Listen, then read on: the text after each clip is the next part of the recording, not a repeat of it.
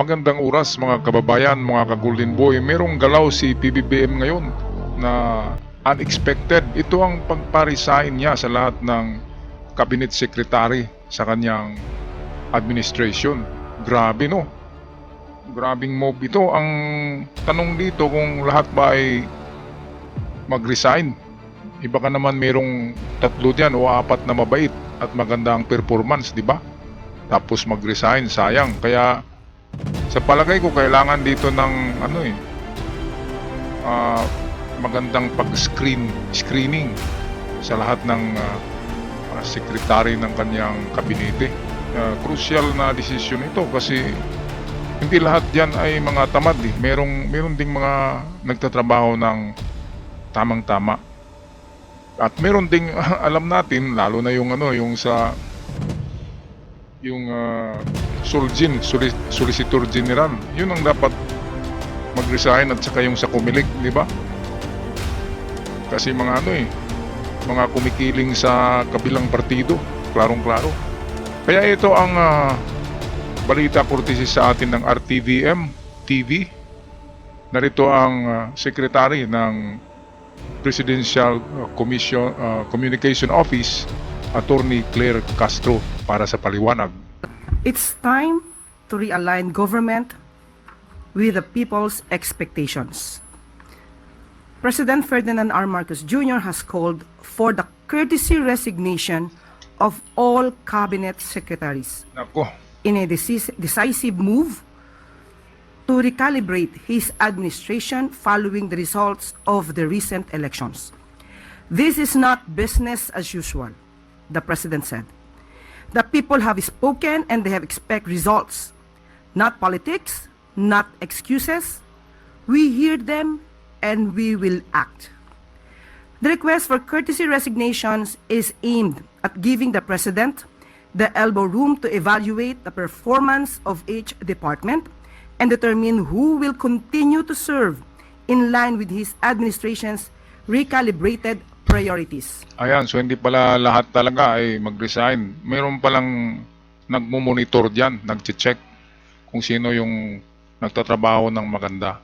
At yung mga nagtatrabaho ng taos-puso at maganda ang pagtatrabaho sa kanyang departamento ay matira. At yung mga hindi ay matanggal, di ba? Kaya calibration of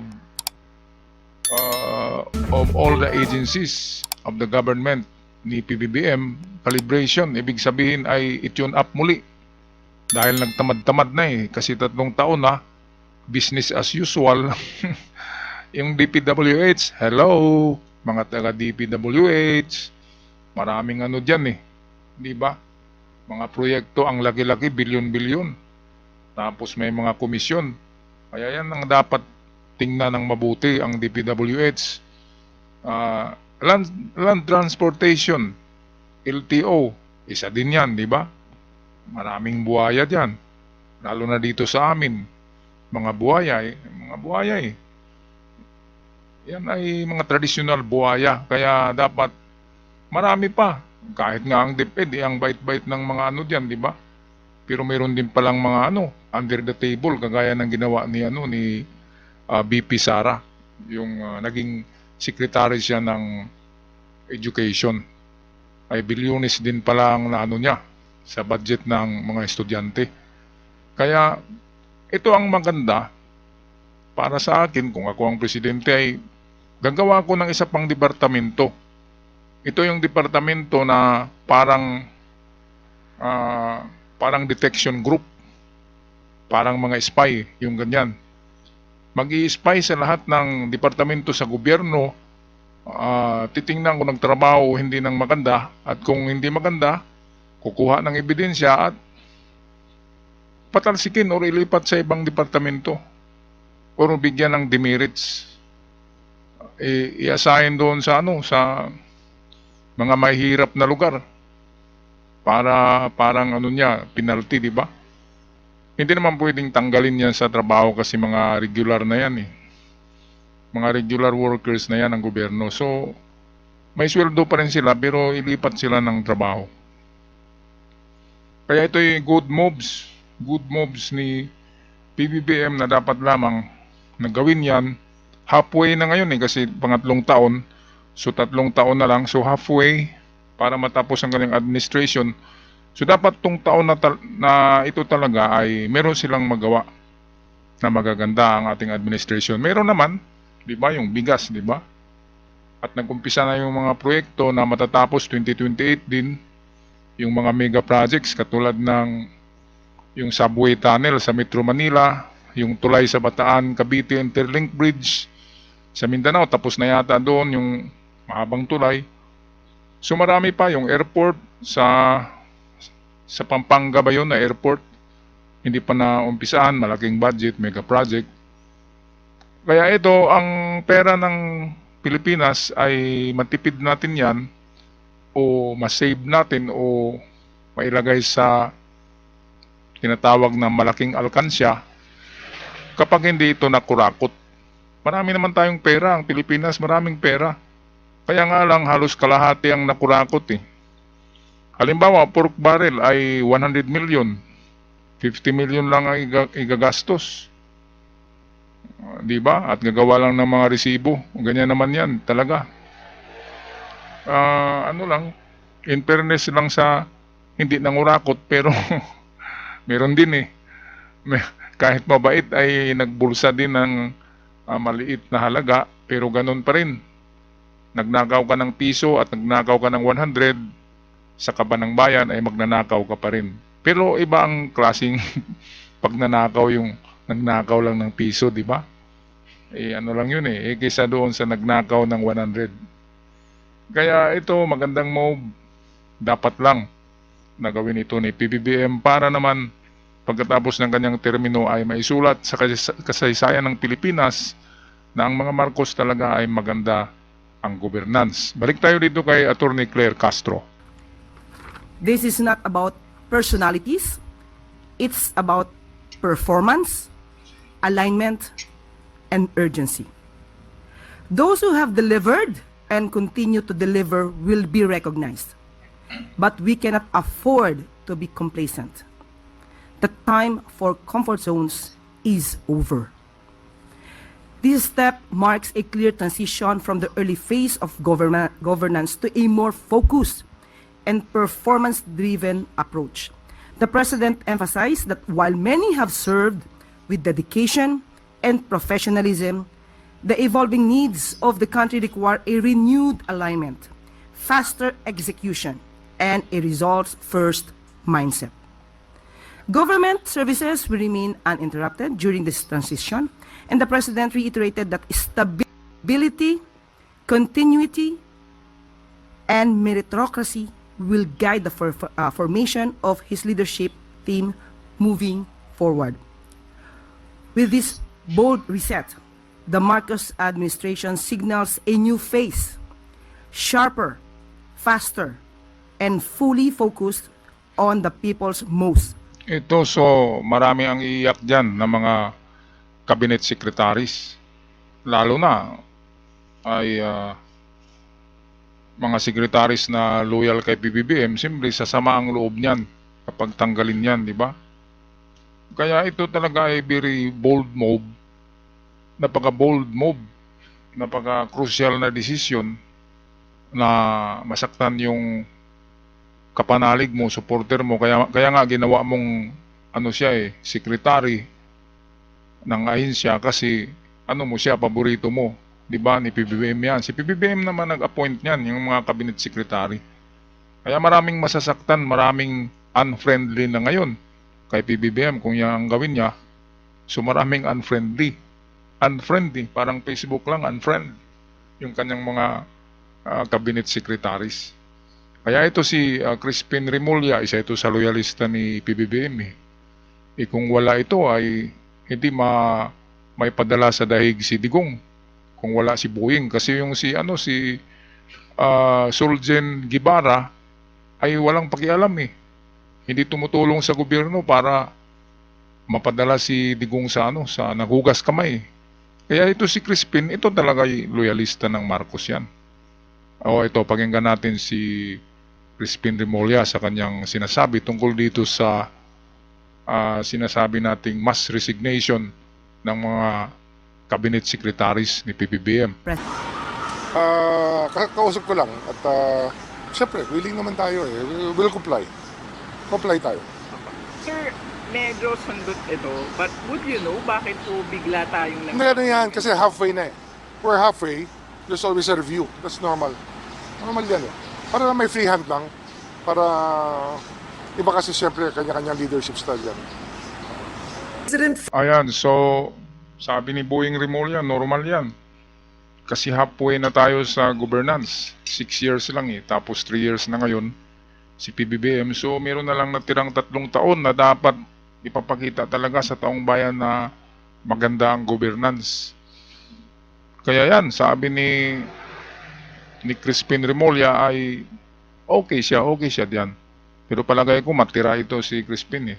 Kasi ano talaga to, nagtrabaho din naman at supportive kay PBBM.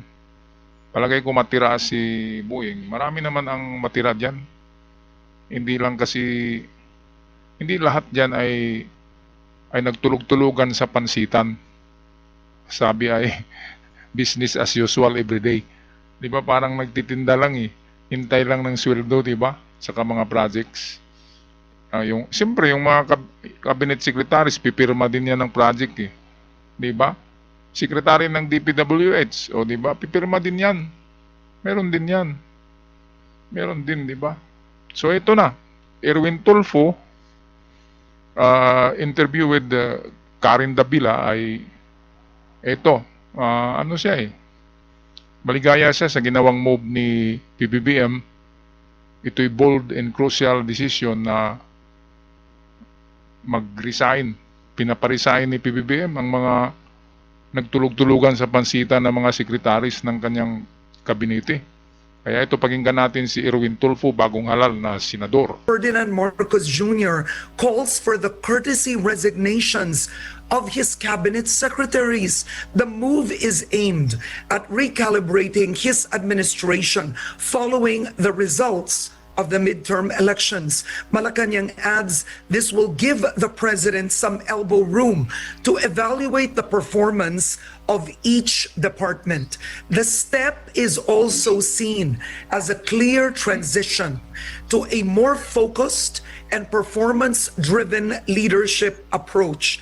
The president says it can no longer be business as usual, and government needs to act fast to deliver services to Filipinos. All right, Senator-elect Erwin, your reaction. This is breaking news on the president asking courtesy resignations of all cabinet secretaries. If you're asking for my opinion, Ms. Karen, I would say high time. It's now or never. Tama po, Mr. President. Saludo po ako na pag-desisyonan niyo yan. Una po agad tignan ho ninyo dyan sa Department of Agriculture. Problema ho natin, mahal po ang bilihin. Kailangan pong magmura ang bilihin. So, meaning to say, Ms. Karen, hindi effective siguro yung mga pulisiya, mga nakaupo dyan. Kailangan natin siguro ng bago, di ba? We need new people. Ayan, so tama talaga yan. Kasi kung kahit nga sa trabaho ko eh, kahit ako, aminin ko na, ako'y 28 years na sa aking trabaho. Hindi ko sasabihin kung anong trabaho ko, pero nasa public. Nasa public ako nag-work at nag-sideline din ako sa tuwing paglabas sa public, 5 p.m. ay naroon na ako sa sideline ko. At pagkagabi ay ganito ang ginawa natin, maggagawa tayo ng mga videos para sa ating channel. Okay, so itong si Erwin Tulfo na may kasabihan dyan eh, na you cannot teach an old dog a new trick. Ibig sabihin ng you cannot teach an old dog a new tricks.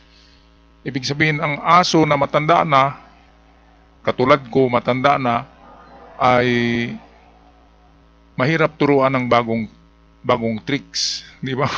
Kasi may sungay na eh. Meron pa rin isang kasabihan dyan. You cannot bend an old tree.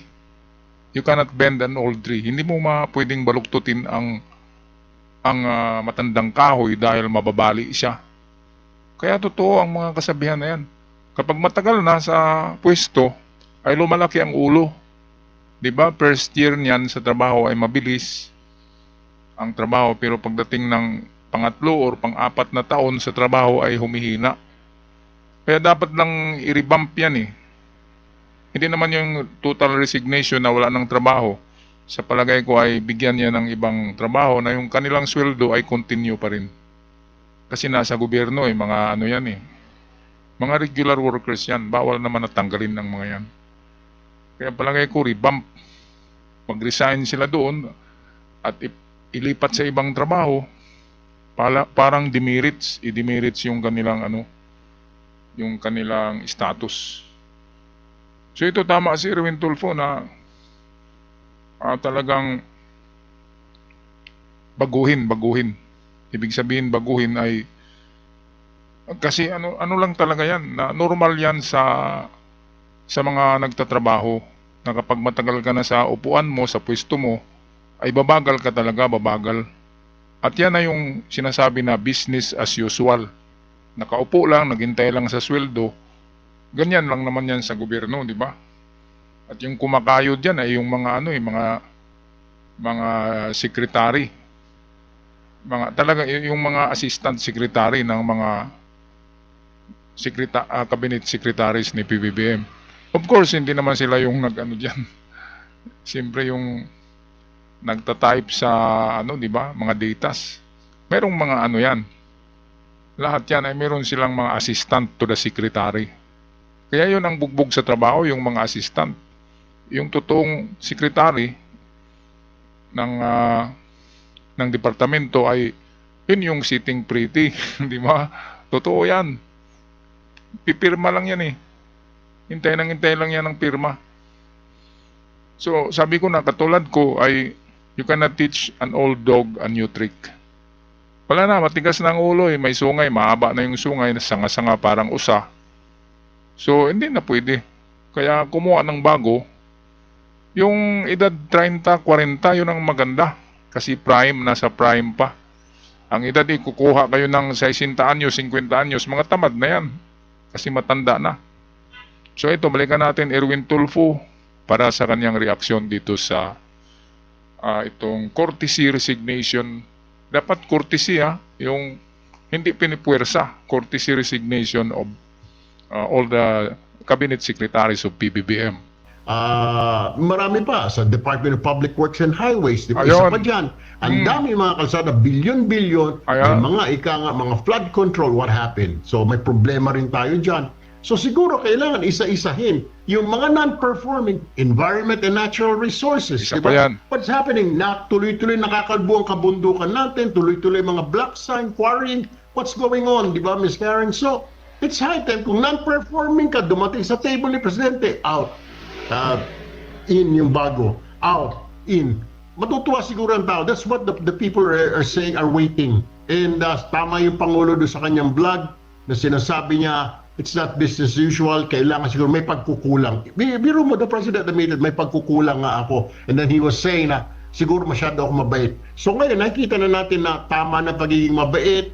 So, I will support that. Tama po yun, Mr. President, na pag-resignin mo yan, yung mga walang ginawa, yung mga inutil dyan, sibakin nyo po, lagay ninyo ng bago naman. Kasi tama na po, 3 years, non-performing sila, wala pong nagawa. Ayan, so tama yan sinabi ni Erwin Tulfo na walang nagawa, 3 years na, at masyadong mabait si PBBM. Yan kasi ang ano kay PBBM eh. Yan Your reaction. Sandali lang ito yung problema kay PBBM. Yung sobrang mabait, kahit nga sa mga DDS, magipag-reconcile siya eh. I-reconcile, pinagtapak-tapakan na yung kanyang pagkatao ng mga DDS, ng nila Digong. Tapos magipag-reconcile siya. Ang magipag-reconcile dapat ay ang mga DDS, ang mga Duterte kay PBBM, dahil sila yung unang yumurak sa pamilya, sa pangalan, sa pagkatao ng mga Marcos.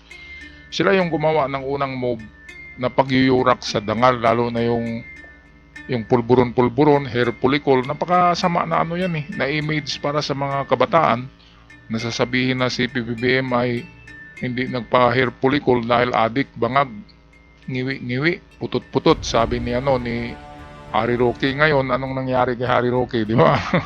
Tagong-tago na ang butanting, nagtatago na dahil meron ng darating na red notice from the Interpol.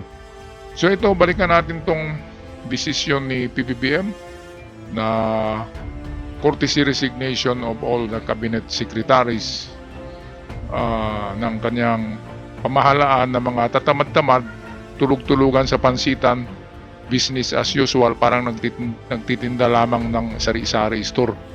Di ba? Hindi man lang pinapawisan sa trabaho.